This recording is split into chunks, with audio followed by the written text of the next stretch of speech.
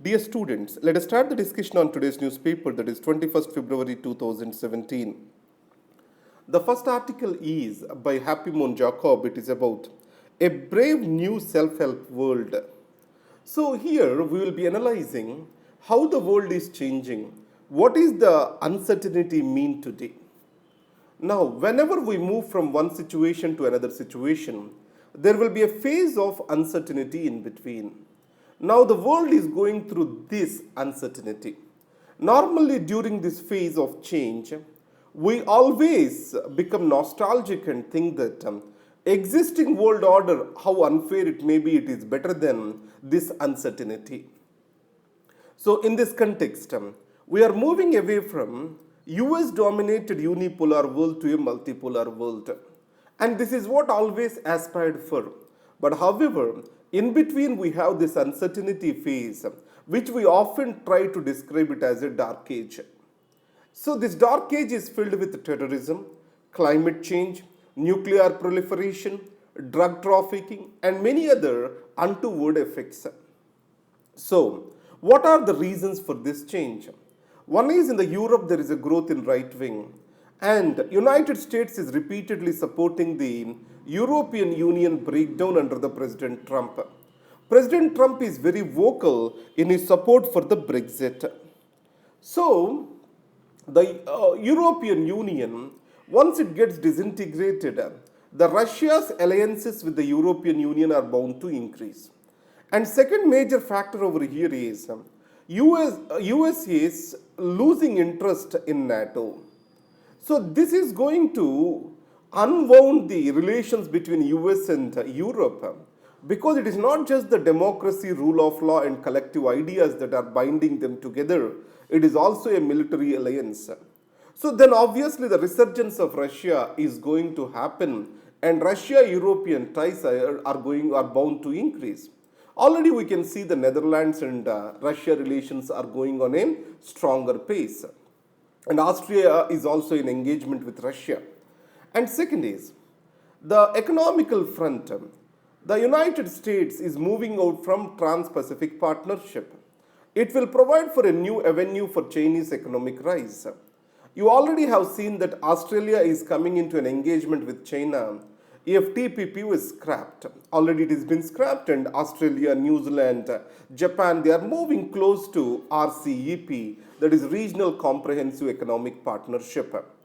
And further to this, if you take into Asia, East Asia, South Korea and Japan are the important allies for United States, and they're also militarily engaged with the United States of America. They are under the nuclear umbrella of the United States of America.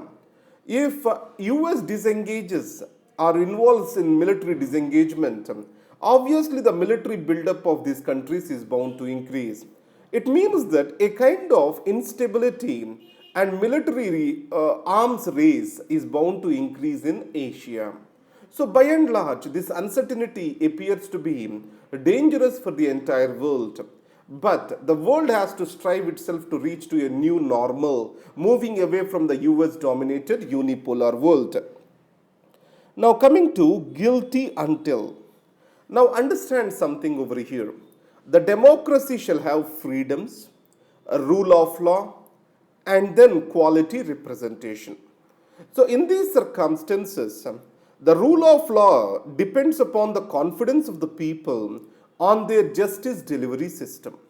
If more innocents are tried, then the confidence of the people is bound to come down.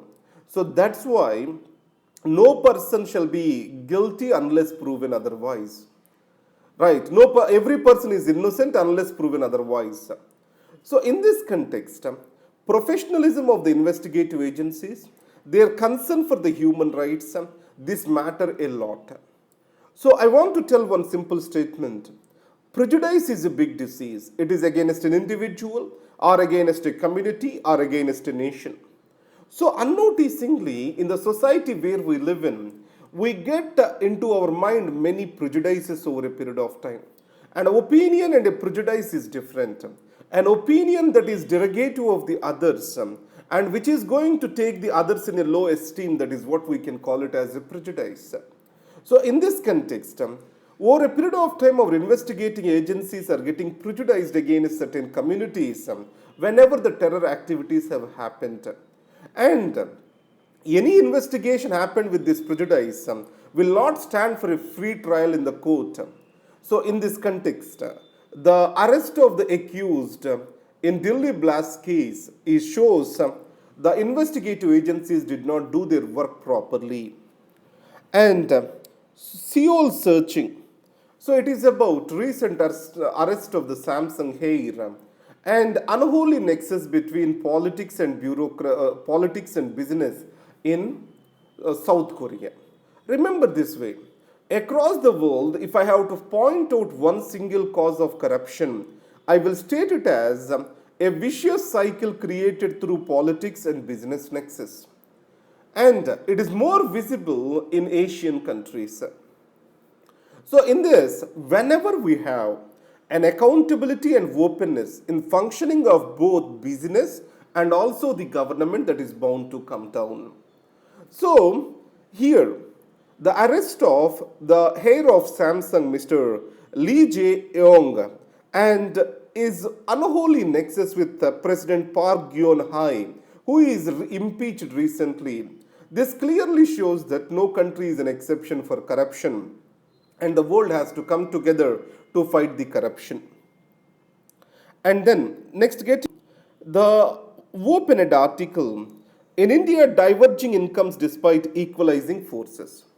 Now, this is a well-researched article. Actually, it has been picked up from Economic Survey. Let's understand it this way. When I say divergence, it means the increasing differences across the people, across the regions, across the groups. But in this article, they are analyzing the increase in economic differences across the regions. Equalizing forces means the forces that are trying to bring in these divergence forces together. So I'll put it as this way. In any society where equal distribution of the wealth happens, then that is what we call it as convergence. On the opposite becomes the divergence. And what are the factors that bring in this convergence? We call them as equalizing forces. In 1990s, after the globalization has started, across the world, including China, the divergence has increased. But from 2000 onwards, across the world and in China, there is a phase towards convergence. Now, in India, on the other hand, the divergence is increasing. Normally, what happens is an underdeveloped area will have surplus labor, and that means that the labor will move across the places and the productivity will be relatively high and the cost of production will be less. So that's why their goods will be in much demand and they take up higher growth patterns. So understand, and labor intensive sectors develop in these areas, and that brings in convergence. So what is necessary is a open and free trade that automatically brings in one or the other form of convergence. So India has open free trade across the regions, but however the convergence is not increasing. So then what can be the reasons for the same? So I told to you that today the wealth is more determined by the governance rather than the economic resources alone. So if you see the example of Singapore, it is well developed in spite of lack of resources due to better governance. So I can explain this through governance deficit and the growth model of India. Growth model of India is a knowledge intensive, skill intensive sectors. So the services sector growth is obviously a knowledge and skill intensive. So in this case, so the development is occurring where the human resources are plenty, are well trained, where infrastructure is high. So one way this can explain the growing divergence in India. But however, many reasons need to be found out through a social research on this particular issue. Now, two-state solution is dead. So let's understand this. Remember this Oslo Accord in Israel-Palestine issue happened in 1993. So it has for the first time proposed for two-nation solution where regions of Gaza, West Bank and Jerusalem, they shall form the part of Palestine state. So, world countries by and large accepted to this two-nation theory, two-state theory. But Israel right wing is very much opposed to this. So, in spite of the efforts of the United States to take forward this, I will say half-hearted efforts of the United States to take forward this, nothing has been achieved. So the Camp David Accord during Clinton era, Annapolis Accord during Bush era, nothing has taken this forward. And the recent Trump statement has made a U-turn. He did not endorse the two-state solution for Israel-Palestine conflict. It means that we are coming back to square one on the problem. Let's come to the news page. I have two important articles over here. One is President returns Delhi bill on delivery of services. I told to you that the Right to Services Act need to be passed by the Union, and as of now few of the states have passed the same. Instead of focusing on Delhi, you know that any bill passed by the state legislative assembly, if it is coming in conflict with union laws or else thinks that it is in conflict with the existing constitutional order, then president or governor can reserve it for the president. And it becomes much peculiar in the case of Delhi due to its constitutional position. So beyond that, we don't need to discuss much about this. But what is important is the right to services. So in the public service delivery, the right of the citizens to have a service will improve their quality. So we have to ensure that through a legal means. So in 2011, a bill was introduced in Parliament, that is right of citizens for timely delivery of goods and services and redressal of their grievances bill. But it was not passed. If it is enacted, it provides for an effective grievance redressal system, which is necessary for a citizen-centric administration in the country that we need to strive for. And then we have Europe keen on resuming trade talks. So you know that Prime Minister Narendra Modi all the way has visited Brussels to persuade the European Union leaders to take up the free trade talks and conclude the negotiations as quick as possible. But European Union leaders were hell-bent. Now, India wanted to bring in a new bilateral investment treaty, and the existing treaties are about to end in 2017 mid. So, if BITs gets ended and insurance costs and premiums are bound to increase as the sovereign nation is not securing one's investments. So till a free trade agreement, bilateral trade and investment treaty comes up between India and European Union leaders request for extension of the existing treaty. That's what this article is about. Now, let's come to the news page further. So what it talks about is the Pak action against Saeed is the first step, but I don't see is this act is directed to benefit India anyway, is it fight against terrorism by the Pakistan anyway. And one good gesture is this.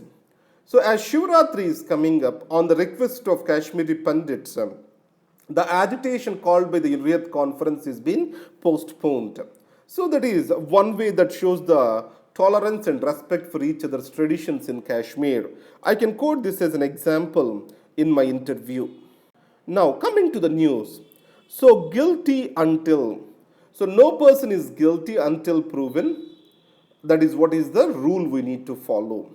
And then, a brave new self-help world.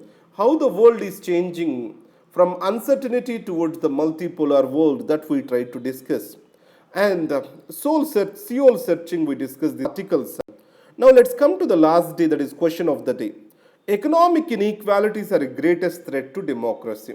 This is what is the statement which was given by our constitutional father, Dr. B.R. Ambedkar. Identify the reasons for growing inequalities in India.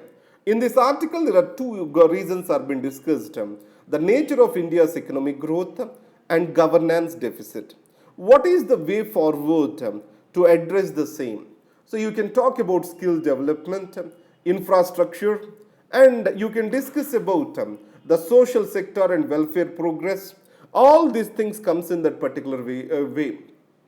So again, in my orientation, I will say it as this way. First, identify the keyword. What is the keyword over here? It is economic inequalities. And then what are the dimensions of the question? The reasons are the first question. And what is the way forward is the second aspect.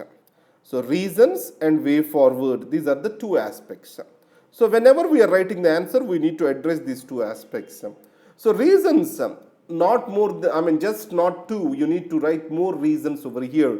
But this article talks about two reasons.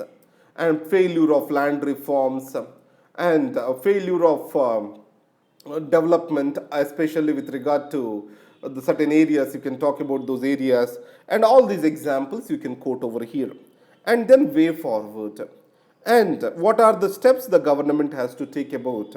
So this question is good to write in a point format according to me, but always sub-dimensions of the question you need to answer. Thank you very much and all the best. And again, I want to tell you one thing. I can simply show you the newspaper and explain what is happening in the newspaper. But my perspective is not just to explain the newspaper and to orient that to our examination. So newspaper, I can explain that for 1 hour. There is no point in that you can study it. But exactly what you need to use that in the examination, that I want to derive for you. So that's why I'm not going to change my style of teaching the newspaper. And you better adopt to this style, because in the examination you will not be in a position to write more than 40 to 50 words on a particular topic. So, for example, in today's article, so uncertainties are prevailing as the world is shifting from the existing unipolar world order to a multipolar world order. Then competitive buildup of the military strength is going to be imperative. That is the only statement I can write in the examination rather than explaining all these things. So that's why precision is the key in studying the newspaper, and it is not the length. Thank you very much. All the best.